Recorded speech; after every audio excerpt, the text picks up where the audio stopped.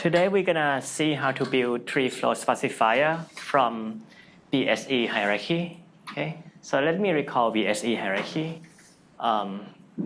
So it's just a hierarchy such that for every cluster, both the boundary and the separator of the hierarchy of the cluster is expanding in the cluster. Right? So like look at this cluster, both of the separator and its boundary is expanding inside the cluster. Okay, and also let me quickly remind you the definition of tree-flow sparsifier.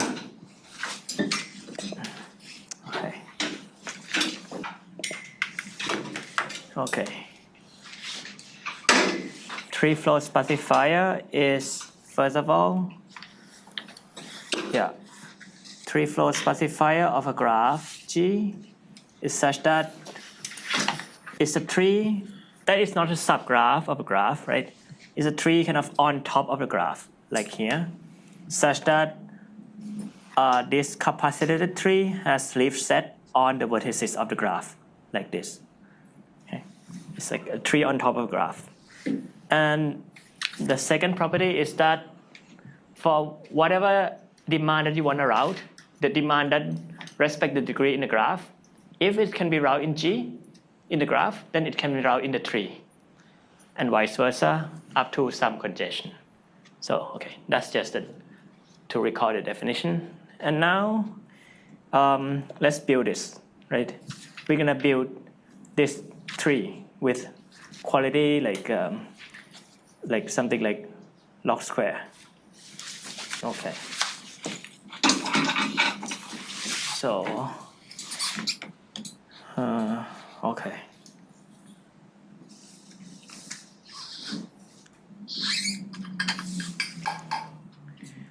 Okay, so I just quickly describe the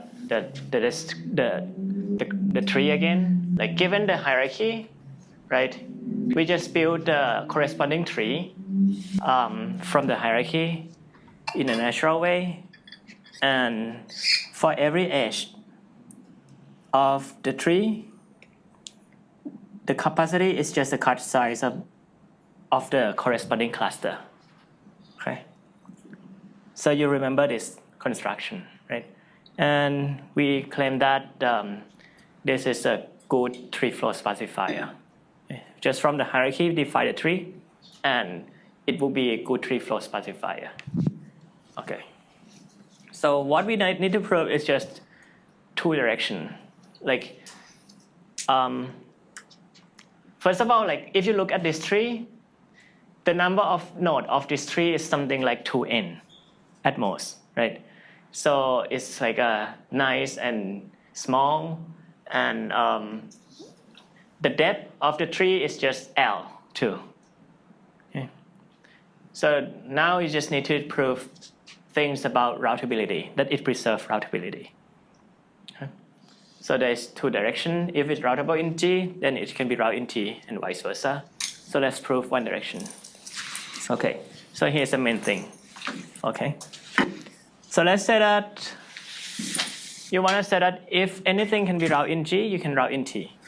So let's say that you have the demand, which is degree respecting and can be routed. It's routable in G. Now let's just try to route the same demand in T. That's all we need to do. Okay. So the goal is to construct a flow in T, routing the same demand with low congestion. Okay. So okay. Now, like for example, look at the picture. This is like some flow that routes some demand from this node to this node, this node to this node, this to this, and this to this. It's just some demand. We want to route the same demand in the tree. Okay. Now, there is just, whatever demand it is, there is just one unique way to route in a tree. Because whenever you fix two nodes, let's say this and this, then it's going to be this and this one. There's a unique path from any two nodes. So you know how exactly you want to route in T. So just need to analyze what's the congestion of that routing. Okay, so your flow is just a unique way to route this demand. For example, you just follow this thing, just route in the unique path in this tree, and like this. Okay, so that's FT, that's the flow. Okay. So now let's see what's the congestion of this flow. Okay. So let's just look at one tree edge. Maybe look at this tree edge or whatever, which one. Okay. And what we want to say that the congestion on this edge is not too big. Okay. For example, this edge has capacity 4, right? Because this node corresponds to this cluster. So the capacity of this edge is like 4 because the cut edge here is 4. Okay. So we want to say that the congestion on this is at most, like the total flow on this one is at most 4. So the congestion is 1. Okay. All right. Okay. So the total flow on any edge here, you can see that it's just a total demand out of the cluster. So let's look at this. This is a cluster H, right? This is UH corresponding to the cluster H. And the total flow on this edge is just a total demand that you need to route out of the cluster. For example, this you want to route 1. This is like another one. This one is another one. So, okay.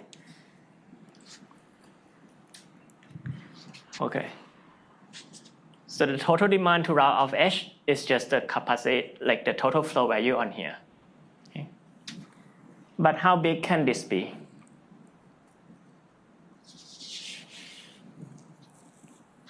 How big can the total demand out of H can be? It's a cut. Why? Because it is routable in G with congestion 1. Exactly. Because this demand D is routable with congestion 1 in G. So if you want to route some demand out of this and it's routable, the total flow that you want to route out of this cluster just need to be at most the cut size. Otherwise, there's no way to route with congestion 1. Right? So this total flow, the total flow here is just going to be at most the cut size, the boundary of H. Because D is routable with congestion 1 in G. This is a boundary in G. Okay.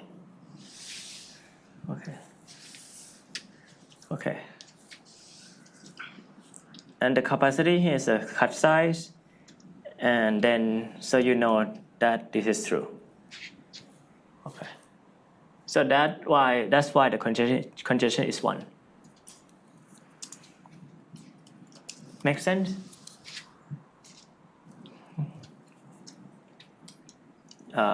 Good or not?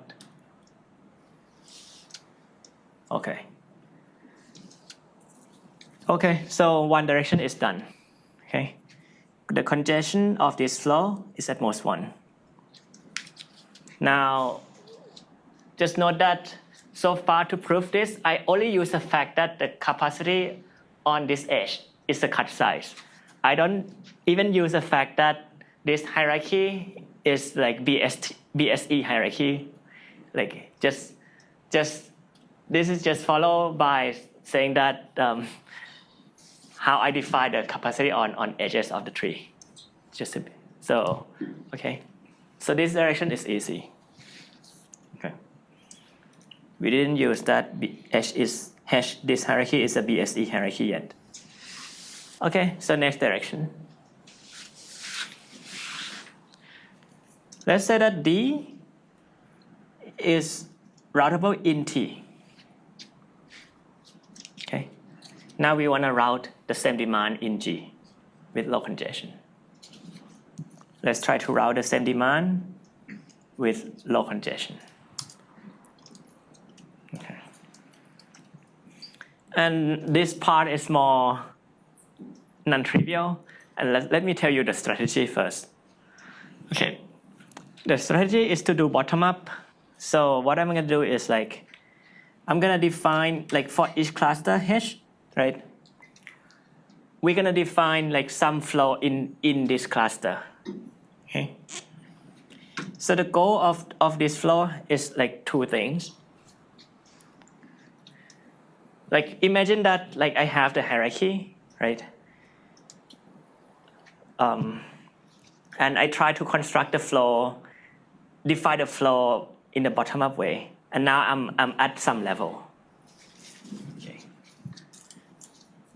And this level is like on the level where I look at the cluster H. So the goal of the flow in the cluster H is this. One is that for any demand that is within the cluster, like H is like some cluster, and any demand pairs UV that you try to route between like, and let's say this is like a two children, H1 and H2. If you, for any demand that is between two children of H, you're gonna finish, like successfully route the demand. Okay. The only thing that you don't finish is that is the demand that you try to route out of your cluster. So what you're gonna do is that just to kind of, let's say you here want to route to some guy like W outside H. So what you're gonna do is like try to route this demand to some boundary edge, like just to stop at the boundary. Okay. So just finish off your tasks inside your cluster between the children, you finish it off. And if you need to route out of yourself, just put it to the boundary. That's kind of how you construct the flow bottom up. Okay. And this flow will have congestion 1/5 in H. Inside. The congestion is just, if you count the congestion just inside H, it's just 1/5. Okay. And then imagine that you do this on every cluster. You will see picture more clearly, but if you can do this on every cluster, can you imagine this, that you just concatenate all the flow in this way? And then now you will just concatenate the flow on every cluster here. And then it will basically be your flow. That is, this concatenation of the flow will route D. And the congestion is gonna be L/5. Why would it route D? Because like kind of whenever the demand, let's say like the demand is need to go out of H, then it's just kind of, you partially route to the boundary of H. But at some point, there is a cluster that contains both endpoints of the demand, and that cluster will take care of finishing the routing there. So at the end, it really finished routing your original demand. And why the congestion is going to be L/5? Because you have congestion 1/5 in each cluster. For each disjoint cluster, the congestion don't add up. So you add up the congestion only per level, 1/5 per level. So that's why the total congestion is L/5. You don't need to see like how exactly to do this yet. I just want you to understand the strategy. Yeah. Would it be like, I mean, 2L, I mean, I know you can throw away the constant, but because you have to go like up and then back down, like in a flow.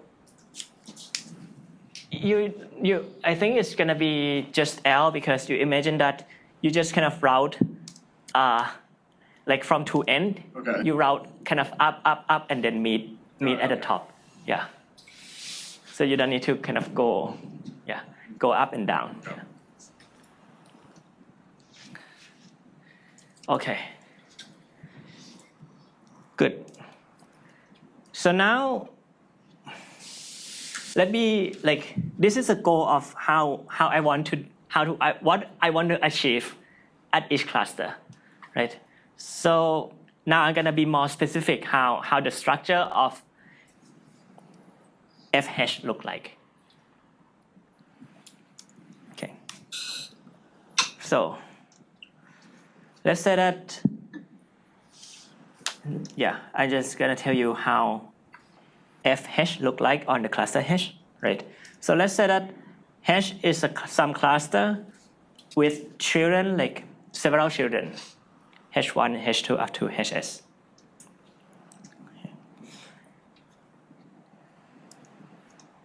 Here is the precondition and postcondition, meaning that what the precondition is like what my children will promise me that it will finish for me. And then the postcondition is given that my children do something for me, then at my level H, I want to guarantee something for my parent. What is that is here. Okay, so let's read this. So the precondition is that for each child, Hi, the demand out of Hi will be kind of route uniformly to the boundary. I be more specific here again, but like you see the picture, yeah. So but the point is like if this is H, this is H1, and if the total demand of H1 that need to go out is, let's say, the total demand is 10 that you need to go out, right?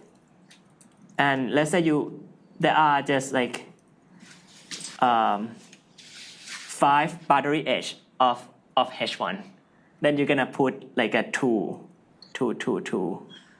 flow unit here. Okay. It's like just uniformly route the demand to the boundary, okay, of the children. Okay. And the demand out of the children is routed uniformly to the boundary of your children. And then what you do is like in your level, the demand between children you just route successfully. And then the demand out of your cluster is now routed uniformly to your own boundary too. So if this is succeed, if you're done with this, then you're gonna satisfy the precondition for the next level, right? Okay. Okay, so let's see now the picture. Okay. This is illustration. So let's say that look at one cluster H.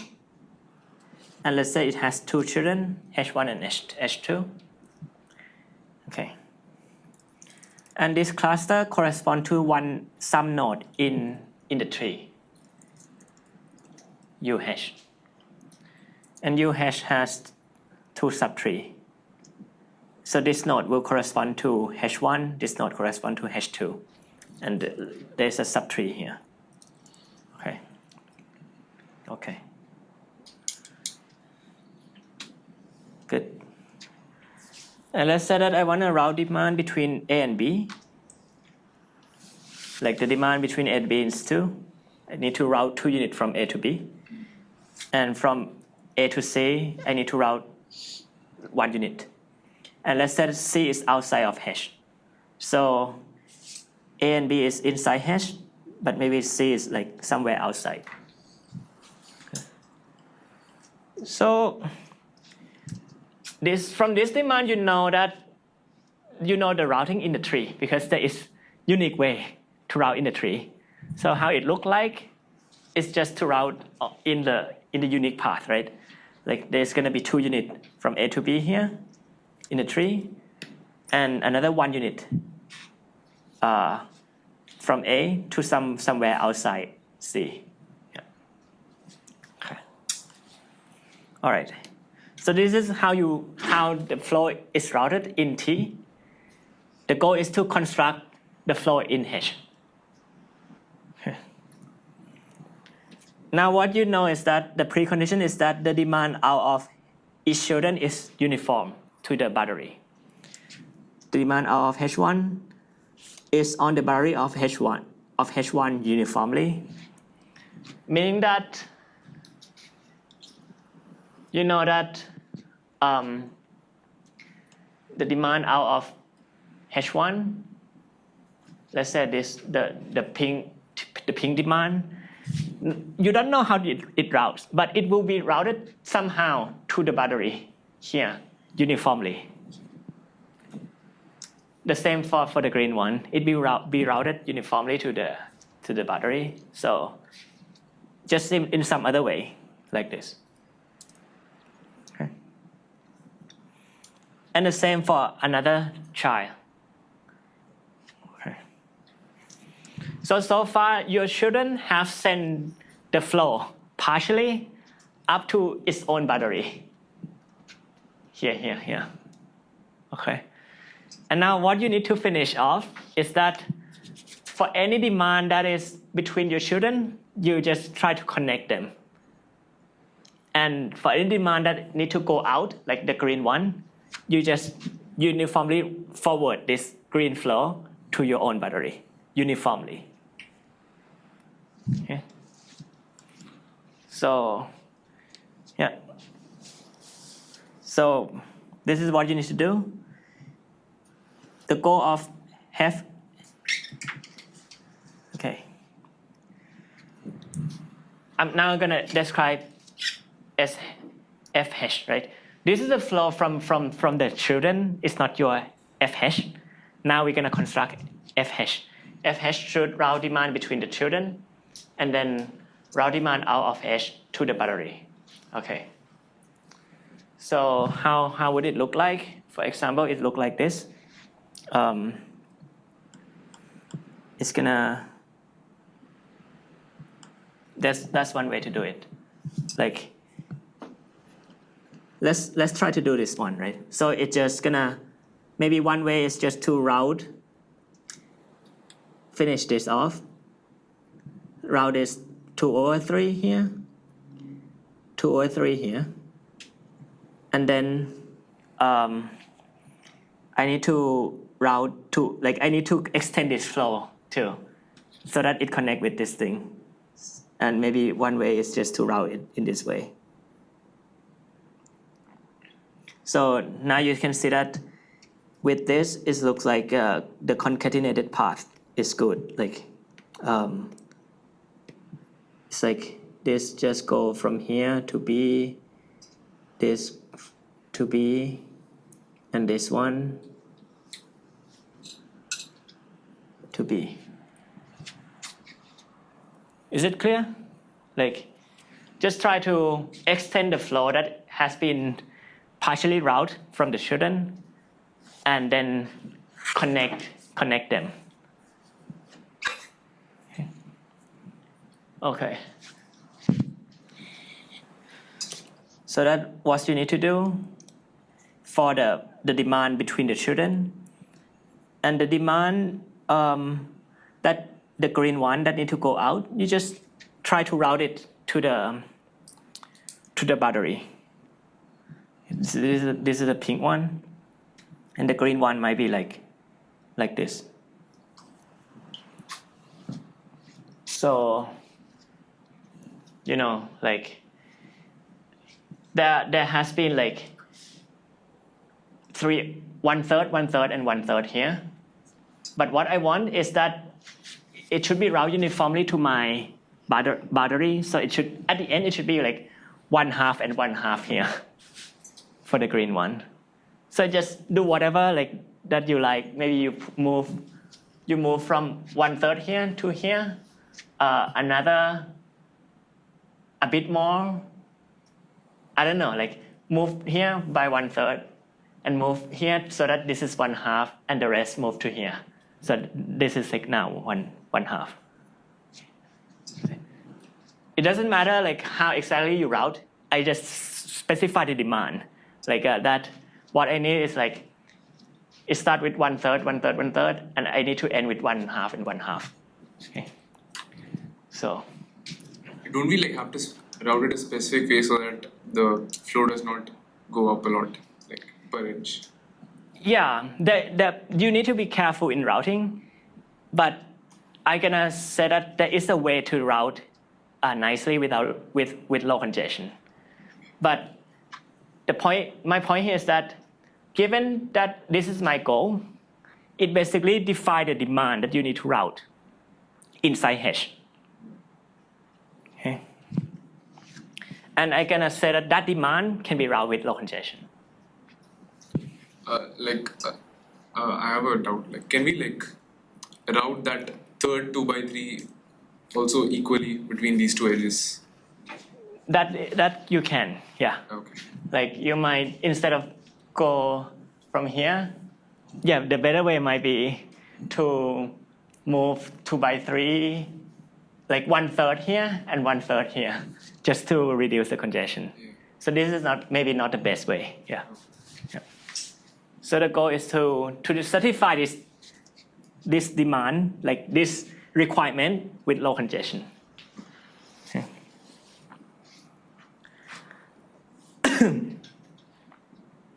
So, but the whole point that I want to say right now is that you see that to satisfy the post condition here, given the precondition,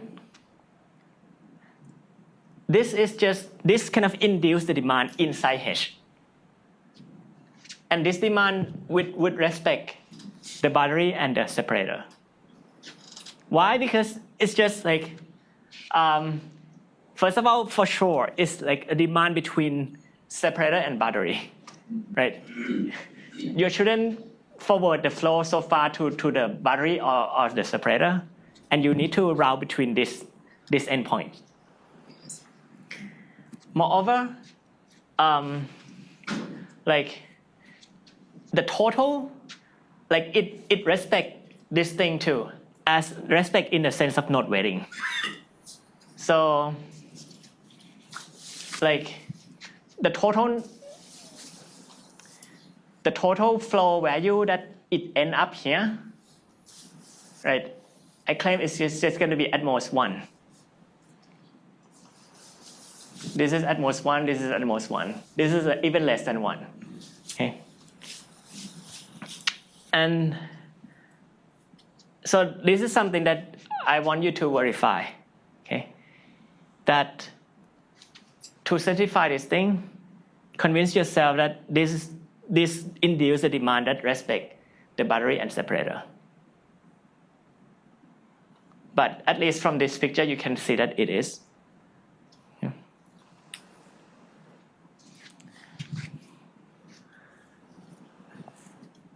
But now, if this is a demand that respects the boundary and separator, you know that from this hierarchy, the boundary and separator is file expanding inside the cluster.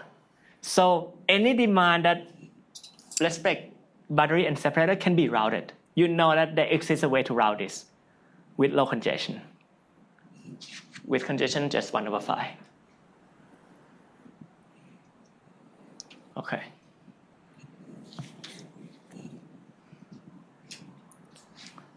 So, yeah. Anyone who scribed this, fill in this detail.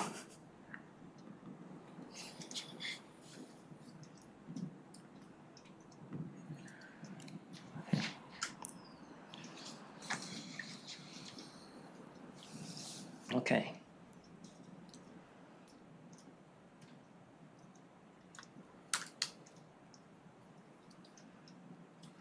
But yeah, it's kind of clear from the picture. Like this guy, like the total, like the flow value, the total demand that like the flow end up here from the children is going to be at most 1.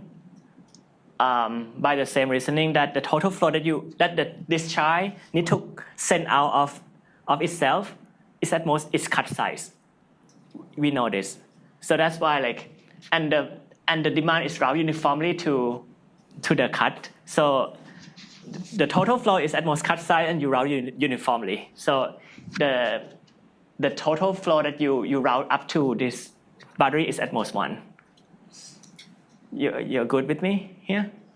Yeah? And then, so like each of these is at most 1 per endpoint. And you just need to match between this. You try to like match up this endpoint, and then like you need to send to get something uniform at the boundary, and this is at most 1 too. So maybe like it respects this up to factor 2 or 3 or something, but yeah. So I have a question like, is the final congestion one over 5 or log n over 5? So inside this thing, if this is like 5 flow expanding, it's just gonna be 1 over 5. If it's just 5 cut expanding, it's log n over 5. And at the end of everything, you're gonna pay another factor L for doing this for every level. I see. Yeah. Okay. So you see, what do we have so far? We just show that you get like for each cluster here, you like the flow really just finished the demand between the children and route to, and the demand that need to go out is routed uniformly to the boundary. And the congestion here is 1 over 5. So summing up over every level is L over 5. Okay.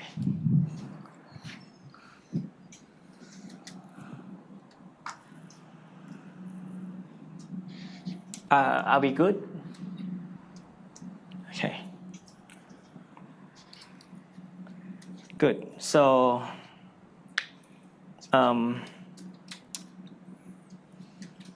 so you see that like the 3-flow sparsifier that is so super strong that I'm super surprised to know when it exists for the first time.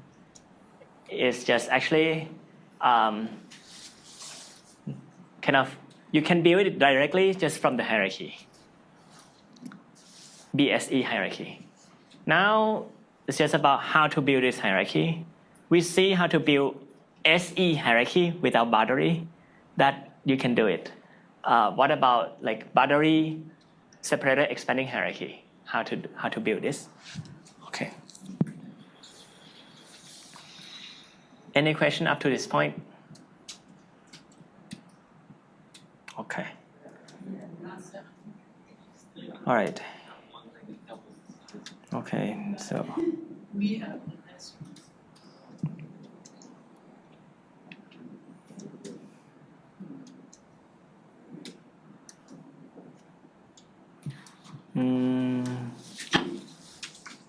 where is it?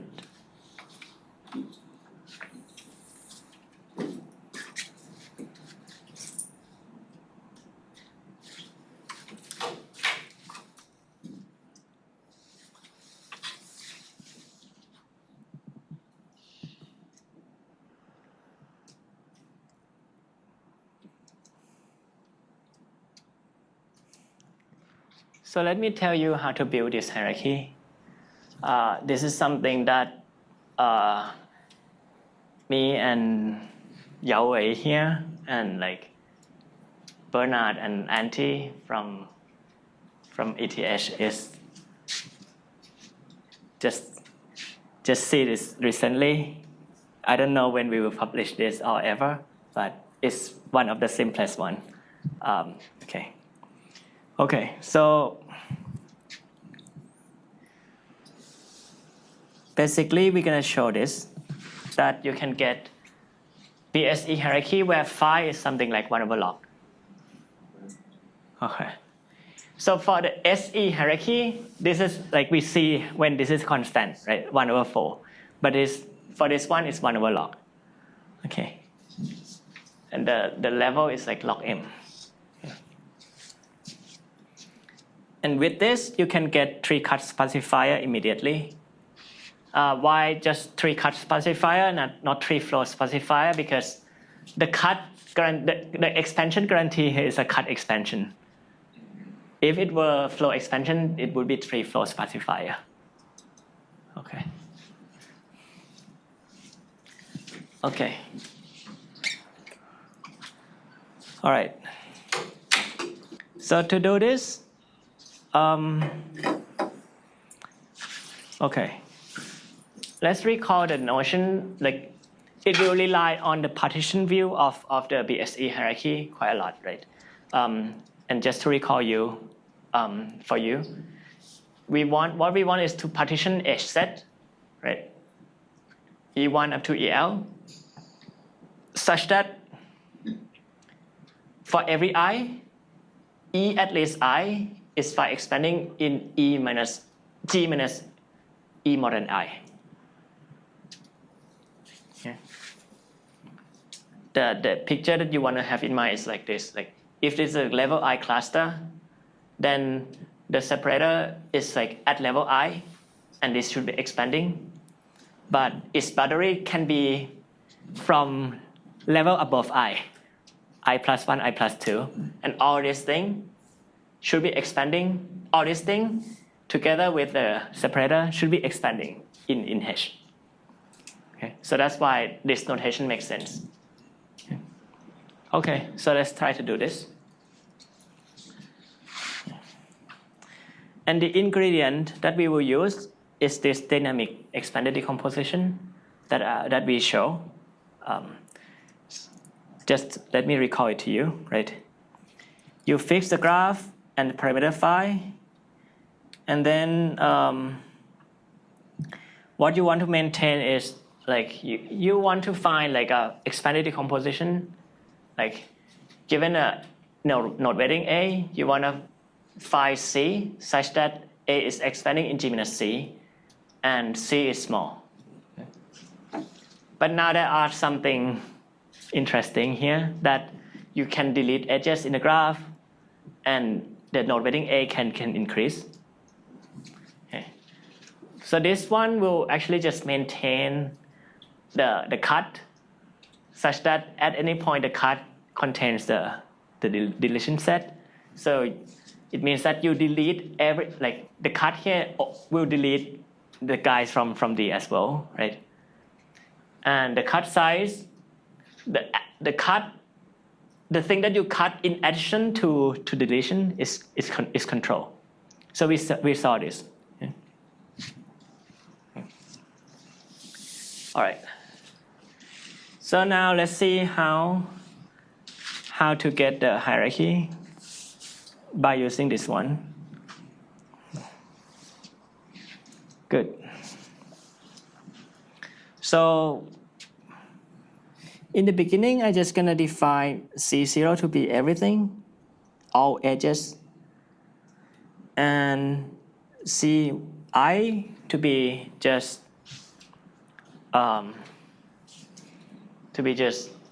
empty. Okay, and I set some parameter in the natural way, like phi is 1 over log, and L is something like log m. Okay. And here's the algorithm. Okay. That's it. This is the algorithm. Okay. So what we're gonna do is this. This is not quite a for loop, as in like you don't just do it increase I one by one. Think of this as like a while loop. Such that for every I just kind of call this thing. Okay. It means what? It means like maybe something non-trivial. Let's look at when I equals 1, I equals 0. Okay. So it's just gonna call like expanded decomposition when I equals 0. Then this is like degree E, so degree of G basically, right? And deletion in the beginning is just empty because everything here was empty in the beginning. So it's just gonna compute expanded decomposition of the whole graph at the first level, and then you get C1. Okay. And now when you get C1,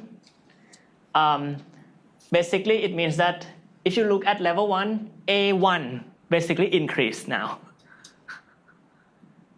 Because C1, like from levels below, C1 was empty, now C1 increased. So that will feed this to this subroutine. C1 increase, so A1 increase. When A1 increase, now you can compute C2. And C2 will feed to feed this to so A2 increase, and then you compute A3. So like there is some upward feedback, you see, but not just that. Note that when C2 is done, like when you compute C2, if you look at level 0, D0 will be set to be C2. So the deletion set is also increasing. The deletion set grow as well. So like when C2 is growing, D0 is growing. So that kind of feed to this dynamic expanded decomposition at level 0. So you see there is some feedback from both directions. So you keep doing this, like whenever some set is updating, just keep feed the update to the dynamic algorithm here. So things will keep updating, and at some point, it will finish. Why is that?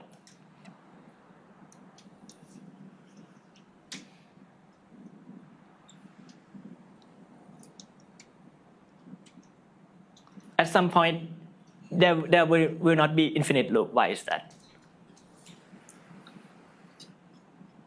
The CIs only increase in, or like they're only growing. Only grow, yeah, and it's a finite set.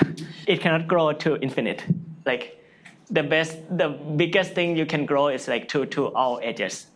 So at some point you finish for sure. I have a question, like, so in this for loop, we're not writing like which ones we're choosing to update, like the order we're doing. Like, it could be there's multiple updates we could do at any one time. Yeah. Like don't think of this as sequential. Like I just say this succinctly, but the point is like whenever CI grows, just feed that update to all the layer that you need to update. Yeah. Okay. Is the algorithm clear at this point?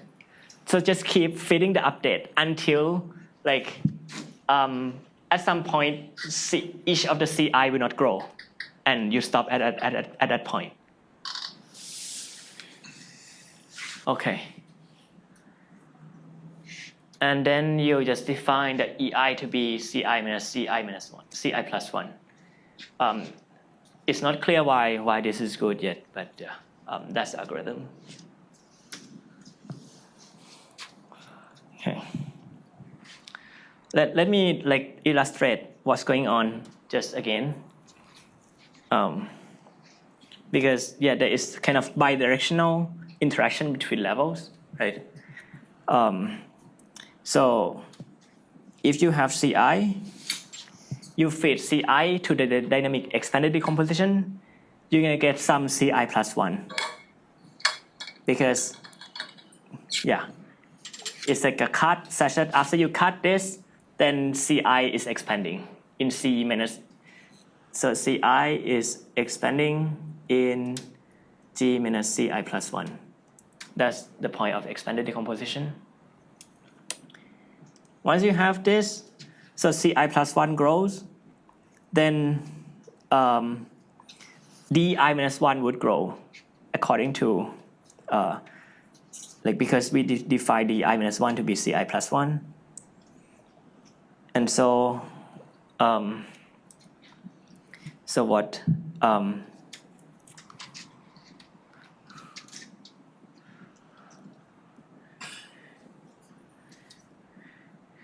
So once this deletion set at level I minus 1 grow, then it will basically at level I minus 1, when you delete something, then CI would grow because of that too. Okay. So there is some feedback loop like this. Some feedback from level below. Yeah. And interaction with level I plus 1, when CI plus 1 grows, AI plus 1 grows. But when AI plus 1 grows, CI plus 2 would grow. And once you have CI plus 2, then you need to delete this, because this thing is just DI. Okay? So you need to delete this thing. So and CI plus 1 contains DI. So the blue part, this set will now contain this thing. Okay. However, you can actually prove that CI is small. Will keep shrinking. Although there are some complex interaction between levels, at least you can still say that CI shrink geometrically. If you kind of just go in bottom-up way, you compute expanded decomposition from one level, you get something of size phi m. Take that as your node weighting, compute the next level. It's just the next level we have size phi square m and so on. But here there is some some interaction between levels, but you can still prove something like this. Okay. How exactly? I'm gonna put basically Yahweh showed this actually, and it's once you see the induction hypothesis, actually it's not too hard to prove this, and I guide you in the homework. Yeah. Okay. But this gonna be true? CI will shrink in a geometric way. Okay. Something of size phi to the I times m per level. So it means that after something like log m levels, it will need to be empty because it keeps shrinking.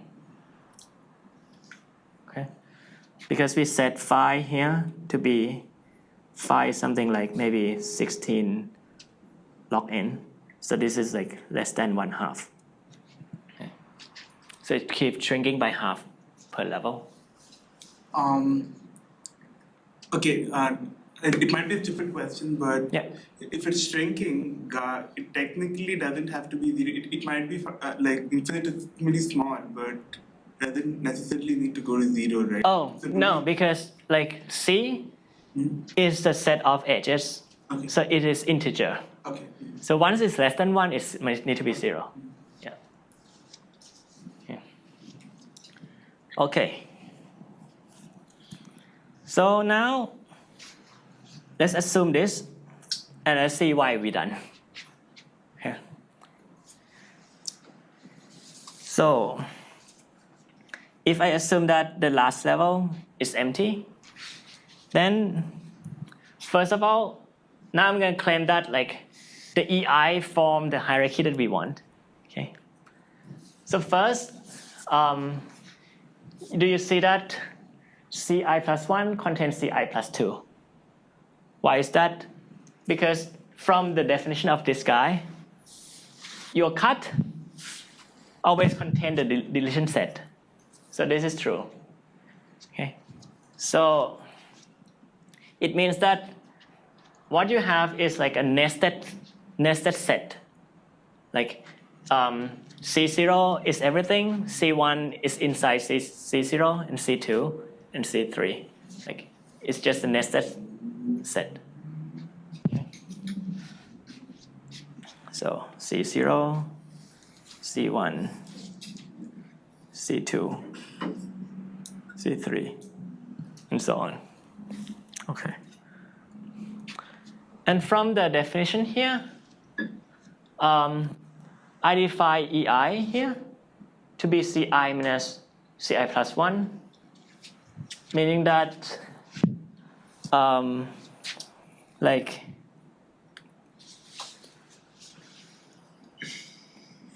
E0 would be here, and E2, for example, is just here. Right? This is how I define EI.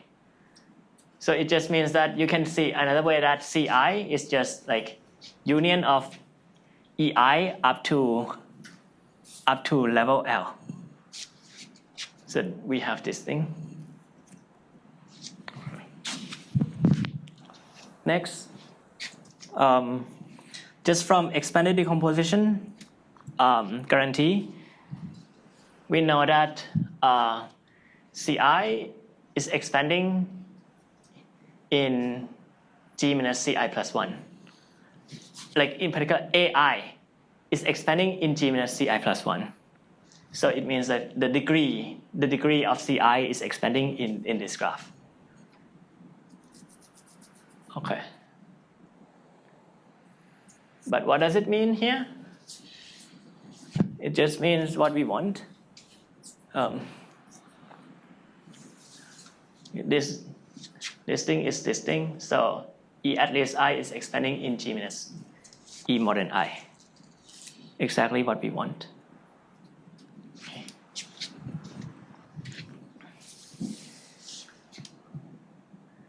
And by the way, how did we use that this need to be empty, by the way? I kind of cheat one small thing here when I need this, actually.